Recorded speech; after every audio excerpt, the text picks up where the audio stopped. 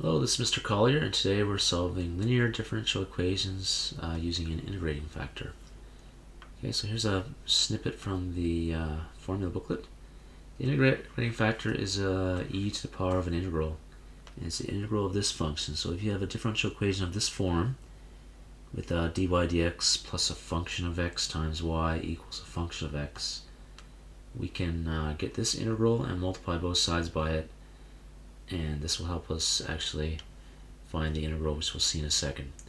What it ends up doing is it creates on the left hand side always like reverse product rule. So when you integrate it, you just get the integrating factor times y basically, which is like this. This is y times the integrating factor. So we'll see now when we do this example what I'm talking about. First of all, we need it in this form with just dy dx. So we'll divide everything by x and we'll get dy dx minus 2 over x y equals x. So we have the right form. It's just dy dx. There's a function of x times y, and there's just a function of x on the right hand side. So the integrating factor, sometimes we call it I, equals e to the integral of the function in front of x, so it's negative 2 over x dx. So that integral is just going to be negative 2 ln x, which equals, you can use your exponent rule and bring this over here, e to the x to the power negative 2, which is e to the 1 over x squared. Ln that. So e to the power of ln of this equals 1 over x squared. So that's your integrating factor. You multiply both sides by the integrating factor. You get 1 over x squared minus 2 over x cubed y. Sorry, that's dy dx equals 1 over x. Okay, then we can integrate.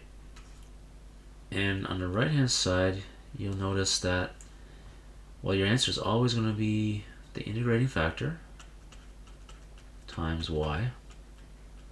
And notice that if you differentiate this using the product rule, you do get this thing right here. So it's just the way it's set up. The integrating factor always gives you this. So when you integrate it, you always get the integrating factor times y. On the right hand side, you get ln x here, plus c, of course, right?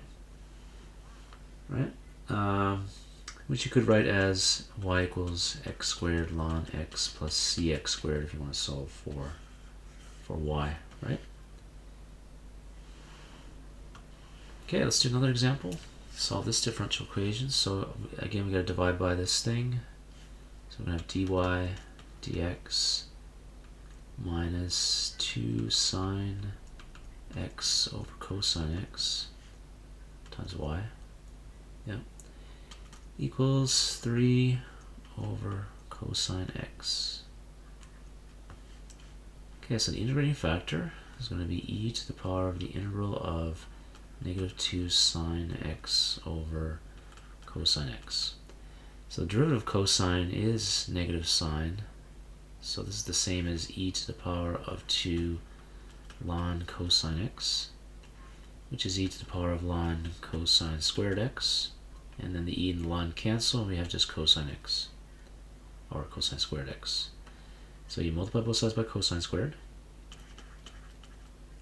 Okay, you get cosine squared x times dy dx minus 2 sine x over cosine x y equals 3 cosine x.